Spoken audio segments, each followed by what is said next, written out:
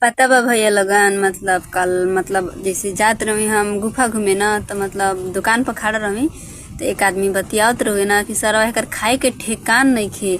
आ देखो 200 आदमी के कहाँ से भीख मांग के खियला स के केंगा खियला स। मतलब बतियावत रहो सब मतलब अंडे संडे बोलत रहो सब कहत रहो कि भीख मंगा हो सही तो कनी के औकात का बा। एकरा के तो खुद खाए के ठेकान नहीं कि कहाँ से उतना लोग के खियला स भिखिए न मांग के खियला स।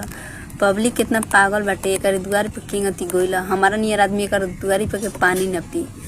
तो का कर बोलो भैया हम सुन के ना कुछ बोलेंगे कहे वाला के कहे दा कि भैया लोग पता बा हम 200 लोग के शिव शंकर भगवान के हम मने शिव चर्चा करवी ना तो मैं सब लोग के हम इनवाइट दिल रही कहीं ना कि पहले पर अपन पैसा हम कुछ करम ना पहले पूजा में लगाएम सब लोग के खिलाएम पिलाएम खुशी से तब आगे सबकर दुआ लेम तब हम आगे काम बढ़ाएम।